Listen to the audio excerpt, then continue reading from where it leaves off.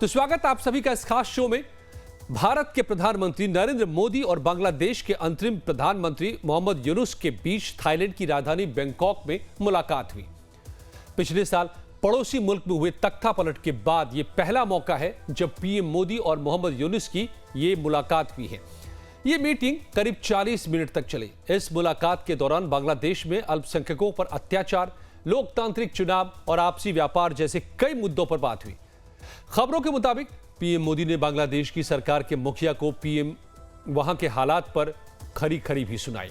विदेश मंत्रालय के मुताबिक दोनों देशों के बीच इस अहम बैठक में भारत के प्रधानमंत्री ने यूनुस से साफ कह दिया कि बांग्लादेश में हिंदू और अन्य अल्पसंख्यकों के खिलाफ जो अत्याचार हो रहे हैं वो सही नहीं है, इसे आप तुरंत रोकिए।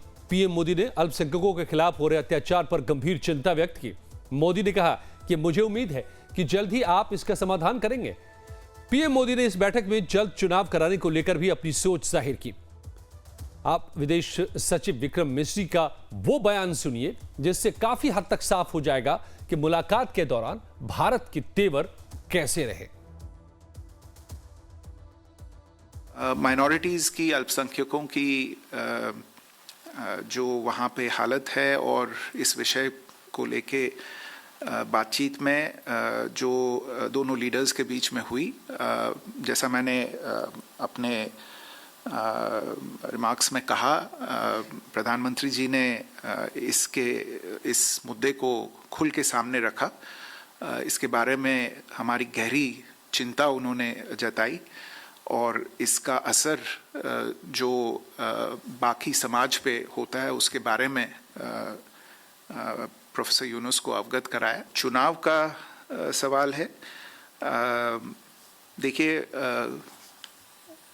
कोई भी डेमोक्रेसी हो उसमें रेगुलर और इंक्लूसिव इलेक्शंस उसका एक बहुत ही अहम हिस्सा होते हैं और हमने प्रधानमंत्री जी ने इसके बारे में भी अपनी सोच प्रोफेसर यूनुस से साझा की और आशा जताई कि हम आगे चलते एक डेमोक्रेटिक, इंक्लूसिव और स्टेबल बांग्लादेश देखेंगे और उसमें इलेक्शंस का अपना एक रोल होता है, वो सब जानते हैं। डिप्लोमेसी की भाषा जो होती है बड़ी शालीन होती है, लेकिन संदेश उसी में बहुत ही सख्त भी छिपे होते हैं। तो एक तरीके से आप समझ लीजिए जो कह रहे थे इस वक्त प्रवक्ता विदेश मंत्रालय के, उसमें वो सख्त चेतावनी भी थी भारत सरकार की कि आप जल्द से जल्द चुनाव कराइए और हिंदुओं के खिलाफ हिंसा को तुरंत रोकिए। तो दोनों देशों के नेताओं के बीच मुलाकात में बांग्लादेश की तरफ से शेख हसीना का मुद्दा भी उठाया गया। बांग्लादेश ने शेख हसीना के प्रत्यर्पण की मांग की। बांग्लादेश का कहना है कि शेख हसीना की वजह से दोनों देशों के रिश्ते बिगड़ रहे हैं और वो चाहता है कि भारत तुरंत शेख हसीना को बांग्लादेश को सौंप दे। बांग्लादेश की तरफ से की गई इस मांग की पुष्टि विदेश सचिव विक्रम मिश्री ने भी की, लेकिन इस पर भारत सरकार के रुख की ज्यादा जानकारी देने से उन्होंने इनकार कर दिया। देखिए इस मुद्दे को लेकर मीडिया से बात करते हुए क्या कहा।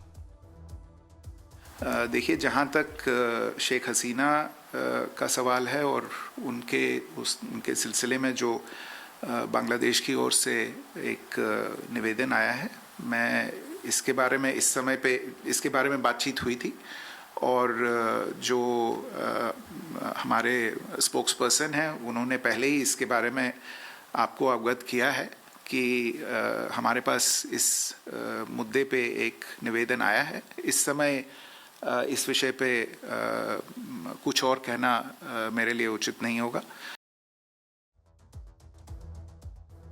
हालांकि पीएम मोदी और मोहम्मद यूनुस की मुलाकात की यह तस्वीर काफी कुछ कह रही है।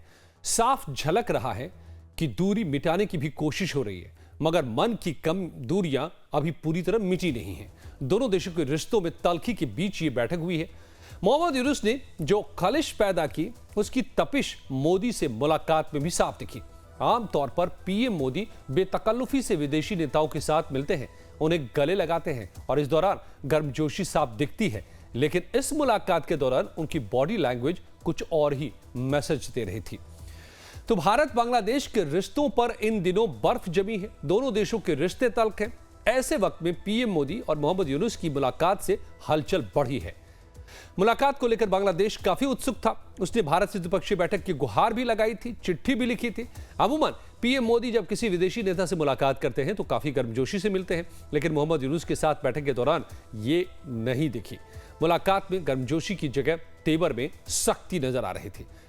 पीएम मोदी और यूनुस के बीच ये बैठक करीब 40 मिनट तक चली। सूत्रों का कहना है कि भारत और बांग्लादेश के बीच तनाव कम करने को लेकर भी बातचीत हुई। मोहम्मद यूनुस ने पिछले हफ्ते भारत के सेवन सिस्टर्स के पास के समुद्र में चीन को आने का ऑफर दिया था, जिसने भारत में विवाद को जन्म दिया। बांग्लादेश में चीन के प्रपोज्ड एयरबेस निर्माण ने भारत की चिंता के साथ नाराजगी को और बढ़ाया है। और एक नजर डालते हैं कि तनाव के इस माहौल में थाईलैंड में दोनों नेताओं के बीच किन प्रमुख मुद्दों पर आखिर बातचीत हुई। अब ये आपको बताएं हम, ये काफी अहम है कि वो कौन से मुद्दे हैं जिसको लेकर के ये बातचीत यहां पर हुई है, इसको भी समझिए। तो अल्पसंख्यकों पर अत्याचार का मुद्दा सबसे अहम है और सबसे बड़ी चिंता भारत की है। इसको सीधे पीएम मोदी ने साफ साफ कहा बांग्लादेश के प्रमुख को कि इसको रोकना होगा। बांग्लादेश में लोकतंत्र को लाना होगा वापस, और इसके लिए सबसे पहले चुनाव कराना जरूरी है। यह भी पीएम मोदी ने मोहम्मद यूनुस को साफ कर दिया। यह भी बताया कि सीमा पर जो घुसपैठ लगातार दौर जारी है बांग्लादेश से भारत में आने का, इस पर भी बांग्लादेश लगाम लगाए। अंतरराष्ट्रीय बॉर्डर पर सुरक्षा जरूरी है, इसको लेकर भी दोनों देशों के बीच में बातचीत हुई है। और तीस्ता जल संधि को लेकर भी बात हुई है। इसी का प्रबंधन करने के लिए यूनुस चीन तक में बात कर रहे थे। 50 साल का प्लान भी मांगा है और चीन से, तो इसको लेकर भी पीएम मोदी ने बात की है। और ये मुद्दे ऐसे हैं जिसको लेकर के इस वक्त अब भारत ने अपना रुख सख्त कर दिया है। अब इसके बाद प्रधानमंत्री मोदी ने क्या ट्वीट के जरिए, एक्स पोस्ट के जरिए भी क्या कहा है, यह भी काफी अहम है, इसको भी समझिए। पीएम ने लिखा है कि बांग्लादेश की अंतरिम सरकार के मुख्य सलाहकार श्री मोहम्मद यूनुस से मुलाकात की। भारत बांग्लादेश के साथ रचनात्मक और जन केंद्रित संबंधों के लिए प्रतिबद्ध है। तो भारत ये लगातार कहता रहा है। पीएम ने लिखा है कि मैंने बांग्लादेश में शांति, स्थिरता, समावेशिता और लोकतंत्र के लिए भारत के समर्थन को दोहराया। अवैध सीमा पार करने को रोकने के उपायों पर चर्चा की और हिंदुओं और अन्य अल्पसंख्यकों की सुरक्षा और भलाई के लिए हमारी गंभीर चिंता भी जताई। तो ये साफ तौर पे इस एक्स पोस्ट के पर देख सकते हैं कि पीएम मोदी ने जिन जिन चीजों को, कि लोकतंत्र को लाना होगा, चुनाव कराना होगा, सीमा पार जो घुसपैठ का मुद्दा है उसको रोकना होगा, और हिंदू और बाकी अल्पसंख्यकों के खिलाफ जो हिंसा का दौर जारी है बांग्लादेश में, उसको भी रोकना होगा। और इसके जवाब में क्या कहा है मोहम्मद यूनुस ने, ये भरोसा जताया कि हम इसको पूरी तरह से रोकेंगे वगैरह वगैरह। ये भी बात हम करेंगे। लेकिन मेरे साथ जुड़ गए इस वक्त दो खास मेहमान। एसडी मुनी साहब हैं, फॉर्मर डिप्लोमैट हैं, बहुत बहुत स्वागत है मुनी साहब आपका। और मेजर जनरल रिटायर्ड पीके सहगल साहब हैं, डिफेंस एक्सपर्ट। सहगल साहब आपका भी बहुत बहुत स्वागत लाइव टाइम्स पर। एसडी मुनी साहब, ये जो मुलाकात हुई है इसके बैकग्राउंड में क्या है हमने बताया और आपको पता है, लेकिन जिस तरह की मुलाकात हुई है, जिस बॉडी लैंग्वेज के साथ मुलाकात हुई है, जो बातें पीएम मोदी ने सीधे सीधे जिस तरीके से कही है मोहम्मद यूनुस को, क्या लगता है आपको कि यहां से इन संबंधों में अब बेहतरी के आसार पैदा होते हैं? क्या सुधरेंगे मोहम्मद यूनुस? देखिए, ये सीधी बात है कि बांग्लादेश भारत के बिना नहीं रह सकता और भारत भी बांग्लादेश से नॉर्मल संबंधों के बिना नहीं रह सकता। उसमें दोनों को नुकसान होगा। ये बात यूनुस साहब को बहुत अच्छी तरह से पता है और यही वजह थी कि वो बहुत दिनों से इस बात की कोशिश कर रहे थे कि मोदी जी से उनकी सीधी बातचीत हो, भारत से उनकी सीधी बातचीत हो। और बार बार उन्होंने कहा भी है कि हम भारत से अच्छे संबंध रखना चाहते हैं। तो अगर वो भारत से अच्छा संबंध रखने चाहते हैं वाकई में, तो उनको मोदी जी की दी हुई बातों पर बहुत ध्यान करना पड़ेगा। और बांग्लादेश की राजनीति भी ऐसी है। देखिए, जब मोदी जी ने ये कहा कि आप चुनाव कराइए, तो चुनाव कराने की बात तो बांग्लादेश में भी बहुत सारे लोग कह रहे हैं, बीएनपी बहुत जोर शोर से कह रही है। लेकिन मोदी जी के संदेश में ये था कि आप आवामी लीग को चुनावों से अलग नहीं रख सकते, जिसकी मुहिम बांग्लादेश में चल रही है। उसी तरह से चाहे माइनॉरिटी का सवाल हो चाहे नॉर्थ ईस्ट का सवाल हो, चाहे बॉर्डर का सवाल हो, सब में एक स्पष्ट मैसेज ये दिया गया है कि अगर बांग्लादेश चाहता है कि वो भारत की अवहेलना करके अपने संबंधों को सुधार सकता है, अपनी राजनीति को सुधार सकता है, अपनी आर्थिक व्यवस्था को सुधार सकता है, तो ये बांग्लादेश की गलतफहमी है। और मैं समझता हूँ कि बांग्लादेश इस पे बहुत गंभीरता से विचार करेगा और कहीं ना कहीं जहां जहां उसने बहुत सख्त पोजीशन ले रखी है उसमें नरमाई लाने की कोशिश करेगा। बिल्कुल। मेरे साथ सहगल साहब भी जुड़े हुए हैं। सहगल साहब, लेकिन मोहम्मद यूनुस, जिसके पीछे अमेरिका के एक मंत्री ने खुले तौर पर कहा भी था पिछले दिनों में एक इंटरव्यू में कि ये तो डीप स्टेट के द्वारा बनाई गई सरकार है, और उसमें एलेक्स सोरोस यहां पर दौरा भी करते रहे हैं, जॉर्ज सोरोस का भी नाम जुड़ता है, और ये दिखता है उनकी हरकतों से। चीन में जाते हैं तो क्या क्या बयान देकर आते हैं, अभी 2-3 दिनों पहले की ही बात है। कट्टरपंथियों को वहां पर बढ़ावा दे रहे हैं, आतंकियों को मंत्री तक बनाया गया है, वहां पर अधिकारी बनाए गए हैं। तो क्या वाकई जो बात पीएम मोदी ने जाकर सीधे सीधे अब आमने सामने कही है, इसके बाद ये हरकतें बंद होंगी क्या यूनुस साहब की? देखो, हरकतें बंद होती है नहीं बंद होती यह समय बताएगा, लेकिन यूनुस को बड़े साफ तौर पर नजर आना चाहिए कि उसके बुरे दिन स्टार्ट हो चुके हैं। ट्रंप के आने के बाद में जो डीप स्टेट का रोल था बहुत कम हो गया है। तुलसी गबर्ट जब आई, उन्होंने साफ तौर पे कहा है कि जो कार्रवाई वो कर रहे हैं हिंदुओं के खिलाफ में, बुद्धिस्ट के खिलाफ में और क्रिश्चियन के खिलाफ में, उससे हम बिल्कुल नाराज हैं and we will not accept it and we will not tolerate. उन्होंने कहा जो आतंकवाद को, इस्लामिक आतंकवाद को खड़ा करने की कोशिश कर रहे हैं उसको हम कुचल देंगे। यानी दूसरे लफ्जों में उन्होंने साफ तौर पर दर्शाया कि वो किसी प्रकार से इसको एक्सेप्ट नहीं करेंगे। और अगर आप देखो बांग्लादेश के ऊपर जो टैरिफ भी लगाए गए हिंदुस्तान से ज्यादा लगाए गए। बांग्लादेश बहुत बड़े पैमाने पर डिपेंडेंट है एनर्जी के लिए, रॉ मटेरियल के लिए। सबसे बड़ी उसकी सोर्स ऑफ इनकम जो है वो टेक्सटाइल इंडस्ट्री है। टेक्सटाइल इंडस्ट्री कंप्लीटली बैठ गई है और हिंदुस्तान के साथ अगर अच्छे संबंध नहीं करते तो इलेक्ट्रिक सप्लाई भी हिंदुस्तान से होती है उसको, तो ऑयल गैस है वो भी हिंदुस्तान उसको दे रहा है, तो बड़े पैमाने पर नुकसान हो सकता है। प्रधानमंत्री ने सीधे सीधे शब्दों में उसको कहा है कि बड़ा लाजमी है, हम चाहते हैं कि एक स्टेबल, सेफ, डेमोक्रेटिक और इंक्लूसिव बांग्लादेश। लेकिन इंक्लूसिव एक किस्म से इशारा दे दिया कि आप इलेक्टेड प्राइम मिनिस्टर नहीं हो, you are an interim head of the state, जिसको इम्पोज किया गया है बांग्लादेश के ऊपर बाय द बाइडेन सरकार इन द डीप स्टेट। आपके दिन खत्म हो चुके हैं। वहां पे जिन युवकों ने, यूथ ने उनका साथ दिया था ये तमाम कार्रवाई करने के लिए, यूथ भी उनके खिलाफ हो गए। यूथ ने भी अपनी एक अलग से पार्टी बनाने की। फिर जो दो बेगमे यूनुस का रवैया देखकर कि हम साल के एंड में इलेक्शन कराएंगे या अगले साल में कराएंगे, उन्होंने भी हाथ जोड़ लिया, दोनों ने इकट्ठे हो गए और वो इंसिस्ट कर रहे हैं कि इलेक्शन जल्दी हो और लेटेस्ट बाय अगस्त हो। और अगर ये इलेक्शन नहीं कराते बाय अगस्त तो हो सकता है कि उनकी फौज कुछ कार्रवाई कर सकते हैं। अगर आप देखो जब मोहम्मद यूनुस चाइना गए हुए थे तो एक अमेरिका के सीनियर जनरल उस समय बांग्लादेश के जनरल के साथ बातचीत करने आए थे। उनकी आपस में क्या बातचीत हुई है, क्या उन्होंने सलाह दिया है, ये तो नहीं मैं जानता, लेकिन आर्मी ने उस समय साफ तौर पे कहा कि हमारा कोई इरादा नहीं है coup करने का, लेकिन कहने में और करने में जबरदस्त फर्क होता है। हो सकता है कि वहां coup हो सकता है कि फौज जो है इंसिस्ट करे कि वो इलेक्शन कराए। जहां तक हिंदुस्तान के प्रधानमंत्री ने साफ तौर पे उनको कहा है कि आपको जो कार्रवाई कर रहे हैं, हिंदुस्तान के टेम्पल्स को नष्ट कर रहे हैं, हिंदुस्तान के हिंदुओं के खिलाफ कार्रवाई कर रहे हैं, इसको बंद करना पड़ेगा और आपको इन्वेस्टिगेशन करनी पड़ेगी और जिन लोगों ने इस कार्रवाई में हिस्सा लिया है उनको सजा देनी होगी। साथ ही साथ उन्होंने ये भी कहा कि बड़ा लाजमी है कि डेमोक्रेसी को रिस्टोर किया जाए। यानी दूसरे लफ्जों में इशारा दिया कि you are not an acceptable entity. अगर आप इलेक्ट होके आते हो तो यस, बातचीत होगी।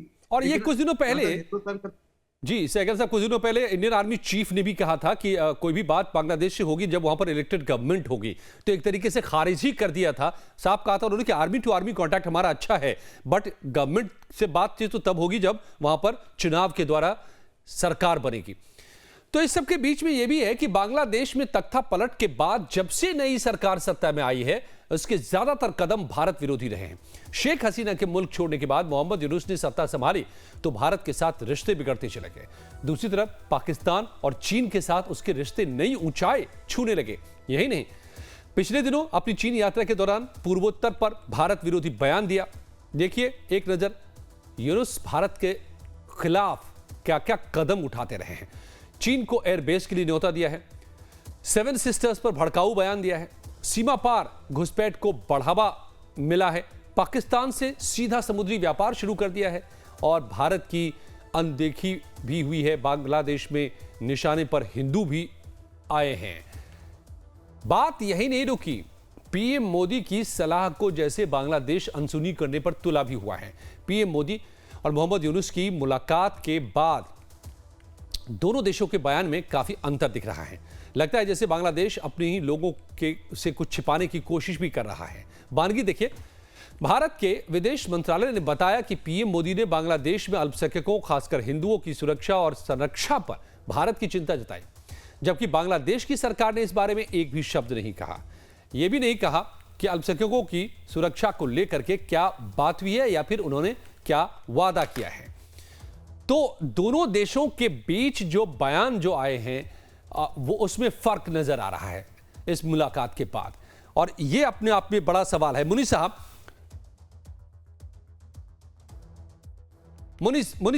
अब सुनिए इसके बारे में क्या कहा गया, जरा इसको भी सुनिए। It is a very, very positive side exactly to create a certain kind of relation between the two countries, because you know that over the months there is some crisis and intervention, particularly on the way of both communication and diplomatic relation between the two countries like India and Bangladesh. मुनी साहब, सहगल साहब मेरे साथ जुड़े हुए farmer diplomat और defence expert. मुनी साहब, क्या intention पर सवाल है मोहम्मद यूनुस के, क्योंकि अब वो एक्सपोज हो चुके हैं। जो आंदोलन छात्रों ने किया था, जैसा सहगल साहब बता रहे थे, वो अब छात्र इनके साथ नहीं, वो ठगा हुआ महसूस कर रहे हैं। बाद में पता चला कि वो तो कट्टरपंथियों की साजिश थी, शायद डीप स्टेट भी और पाकिस्तान भी, और गलबहियां पाकिस्तान से और चीन से। तो इंटेंशन क्या नजर आता है मोहम्मद यूनुस का? देखिए, ये मोहम्मद यूनुस का ही प्रश्न नहीं है। जो परिवर्तन हुआ है, वहाँ की जो राजनीति है, वो राजनीति इस वक्त पूरी अवामी लीग और हसीना के खिलाफ है। और वो ये समझते हैं कि भारत हमेशा से हसीना और अवामी लीग का समर्थक रहा है। ये समझ उनकी गलत है।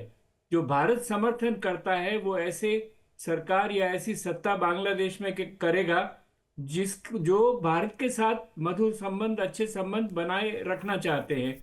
और ये अगर यूनुस साहब करेंगे तो उनको ये डर है कि जिन लोगों ने उनको गद्दी पर बिठाया है वो लोग उनके खिलाफ हो जाएंगे। इसीलिए आपने जैसा बताया और रिपोर्ट्स में भी जैसा है कि वो चीन और पाकिस्तान के साथ ज्यादा अधिक संबंध बढ़ा रहे हैं। ये एक अजीब विडंबना है कि यूनुस को, जिसके पीछे अमेरिका का समर्थन था, डेमोक्रेटिक अमेरिका का समर्थन था, वो यूनुस पाकिस्तान की आपने बहुत बातें बताई। एक बड़ी बात ये भी थी कि ISI के चीफ वहां पर गए थे और उन्होंने भी बातचीत की थी। प्रधानमंत्री भी वहां गए और उन्होंने बातचीत की। तो सबसे पता लगता है कि यूनुस इस कोशिश में है कि भारत से आने वाले दबाव को, आंतरिक राजनीति में जो दबाव है, उसको वो चीन और पाकिस्तान के साथ मिलकर बराबर करने की कोशिश करेंगे। और यही उनकी विडंबना है। वास्तविकता ये है कि बांग्लादेश ने बताया कि हमारा नॉर्थ ईस्ट से कितना बड़ा बॉर्डर है। वो भूल गए कि उनका भारत से कितना बड़ा बॉर्डर है। नॉर्थ ईस्ट में ही नहीं, दूसरी तरफ बंगाल के साथ भी बहुत बड़ा बॉर्डर है। इसीलिए ये राजनीतिक लफाजी एक तरफ है। जहां तक बांग्लादेश के राष्ट्रीय हितों का सवाल है, वो कहीं पर भी भारत की संवेदना की अनदेखी नहीं कर सकता है, और करेगा तो उससे बांग्लादेश को नुकसान होगा। बांग्लादेश ने ऐसा किया था 75 के बाद में। उन्होंने करीब साल तक वहां पर वैसी स्थिति चलती रही जिसमें मिलिट्री डोमिनेंट थी, जिसमें चीन का प्रभाव था, जिसमें पाकिस्तान का प्रभाव था। लेकिन वो स्थिति बदली है और इसीलिए मैं समझता हूं कि ये सिर्फ यूनुस नहीं है, यूनुस के पीछे वाली शक्तियां हैं। उनका आलंकन हमको करना चाहिए, उनका विश्लेषण हमको करना चाहिए, और ये देखना चाहिए कि यूनुस को बांग्लादेश में कौन संभाल के रख रहे हैं, कौन सपोर्ट करके रख रहे हैं। और वो शक्तियां ऐसी है जो भारत के साथ अच्छे संबंधों को नहीं चाहती है। यही सबसे बड़ी बात है। चाहे वहां की मुस्लिम लीग हो, BNP को मैं वैसे नहीं कह सकता हूं, लेकिन मुस्लिम लीग एक तरफ, जमायत इस्लामी एक तरफ, sorry not Muslim league, Jamaat Islami एक तरफ और वहाँ के जो चीन और पाकिस्तान की कॉन्स्टिट्यूएंसीज है जी। वो दूसरी तरफ, वो उनको समर्थन दे रहे हैं। और सहगल साहब, अब ऐसे में ये बड़ा ही पेचीदा जो वहां का सिचुएशन है, मुनी साहब ने बड़े अच्छे से इसे हमें समझाया कि दरअसल जो पीछे ताकते हैं वो उसको और भारत पर जो उसका इंपैक्ट आ रहा है उसको बैलेंस करने के लिए पाकिस्तान और चीन के सहारे बढ़ना चाहते हैं आगे। लेकिन ऐसे इस सबके बीच में फिर भारत के पास विकल्प क्या क्या बचते हैं? क्योंकि भारत के खिलाफ तो बहुत सारी बातें हो रही है, वहां पर आतंक का भी फ्रंट खोलने की कोशिश है और भारत से दूरी भी बनाने की कोशिश है, हिंदुओं के खिलाफ हिंसा भी इसमें शामिल है। देखो, जहाँ हिंदुस्तान का ताल्लुक है, हिंदुस्तान साफ तौर पे जानता है कि जहाँ तक यूनुस का ताल्लुक है, यूनुस को ना तो कोई पॉलिटिकल एक्सपीरियंस है ना कोई एडमिनिस्ट्रेटिव एक्सपीरियंस है। ये तो एक किस्म से कठपुतली है इस समय, पहले अमेरिका के डीप स्टेट के नीचे, और अभी क्योंकि वहाँ सतत परिवर्तन हो चुका है, डोनाल्ड ट्रंप आ चुके हैं, वहाँ उनको सपोर्ट नहीं है, डीप स्टेट का सपोर्ट नहीं है, और अभी वो कठपुतली बने हुए पाकिस्तान और चाइना की। हिंदुस्तान लॉन्ग टर्म इंटेंशन को दिमाग में रखते हुए किसी प्रकार से कोई ऐसा कदम नहीं उठाना चाहता जिससे हमारे लॉन्ग टर्म रिलेशन बांग्लादेश के साथ खराब हो। हम साफ तौर पे चाहते हैं कि पीपल टू पीपल कॉन्टेक्ट बने रहे। हम साफ तौर पे चाहते हैं कि हमारे नेबरहुड में स्टेबिलिटी आए। हम साफ तौर पे चाहते हैं कि बांग्लादेश आगे बढ़े, क्योंकि दोनों देशों के हित में है। मुनी ने साहब ने शुरू से भी कहा कि दोनों ही देश एक दूसरे के ऊपर इंटरडिपेंडेंट है। दोनों ही देश के हित में है कि हमारे ताल्लुकात अच्छे रहे। हिंदुस्तान के पास अनेकों विकल्प है, डिप्लोमेटिक विकल्प है, मिलिट्री विकल्प है, इकोनॉमिक विकल्प है, लेकिन हम किसी प्रकार से इसका इस्तेमाल नहीं करना चाहते फॉर द टाइम बीइंग। हम बांग्लादेश को मौका दे रहे हैं और लॉन्ग रोप दे रहे हैं कि वो खुद ब खुद सुधरे। और साथ साथ देखो, जब डोनाल्ड ट्रंप से मुलाकात हुई थी प्राइम मिनिस्टर मोदी की, बांग्लादेश के ऊपर भी बातचीत हुई थी, डोनाल्ड ट्रंप ने साफ तौर पे कह दिया था, as far Bangladesh is concerned I leave it to you, thereby clearly indicating कि जो आप करना चाहते हैं अमेरिका आपके पीछे खड़ा है। और जब तुलसी गबार्ड आई, तुलसी गबार्ड ने भी बड़ी स्ट्रॉन्ग स्टेटमेंट दी। फिर माइक वॉल्ट्स जो है वो भी बड़े स्ट्रॉन्ग है, रूबियो जो है वो भी बड़े स्ट्रॉन्ग है। तो सारे के सारे एक किस्म से शिकंजा कस रहे हैं पाकिस्तान के ऊपर भी, बांग्लादेश के ऊपर भी। लेकिन चीन जो है इसका फायदा उठा सकता है, लेकिन चीन को भी साफ तौर पर नजर आना चाहिए कि मोहम्मद यूनुस जो है कुछ ही दिनों के मेहमान है, ज्यादा से ज्यादा कुछ हफ्तों के या कुछ महीनों के, और जो नई सरकार बनेगी इलेक्शन के बाद में उसका क्या रवैया होगा वो चीन नहीं जानता। लेकिन चीन की जबरदस्त कोशिश होगी कि मौके का फायदा उठाए to the extent that is possible, और हमको इसलिए अपनी सतर्कता बरतनी पड़ेगी। We have to be very very, हमको अपने बांग्लादेश की जो हमारा बॉर्डर था एक किस्म से बड़ा ऑलमोस्ट ओपन बॉर्डर था, कई जगह पे तो फेंसिंग नहीं है, लेकिन हम अभी चाहते हैं कि फेंसिंग पूरी हो जाए। हम चाहते हैं कि वहां से जो खास करके रात के समय इन्फिल्ट्रेशन हो रही है उसको रोका जाए।